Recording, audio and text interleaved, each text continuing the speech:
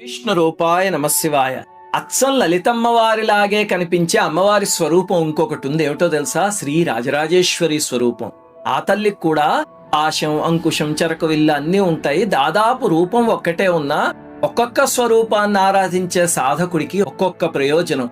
రాజరాజేశ్వరి ఆరాధన ఏమిస్తుంది అంటే లలితా సహస్రనామంలో చెప్తారు, రాజపీఠ నివేశిత నిజాశ్రిత అని. అంటే మామూలు పదవుల్ని ఇవ్వగలదు, మోక్ష సామ్రాజ్యాన్ని ఇవ్వగలదు. ఆశ్రయించిన భక్తులు ఎంత కిందున్నా పైన తీసుకొచ్చి కూర్చోబెడుతుంది. అనామకుణ్ణి సైతం పై స్థాయిలో కూర్చోబెట్టి చక్రవర్తుల్నే వాళ్ళ కాళ్ళ దగ్గర ఉంచుతుంది. మీకు సంఘటన చెప్తా. తమిళనాడులో తిరుక్కడయూర్ అని ఒక ఊరుంది. అక్కడ అభిరామి అనే పేరుతో అమ్మవారు ఉంటారు. ఆ ఆలయంలో నిత్యం అమ్మవారిని ధ్యానిస్తూ ఒక భక్తుడు ఉండేవాడు, సుబ్రహ్మణ్య అయ్యర్ అని. 18వ శతాబ్దంలో ఒకసారి శరభోజి మహారాజు అమ్మవారి దర్శనం కోసం వచ్చినప్పుడు అందరూ లేచి నించున్నారు. ఈ భక్తుడు మాత్రం ధ్యానస్తుడయ్యి ఏం మాట్లాడలేదు, లేవలేదు.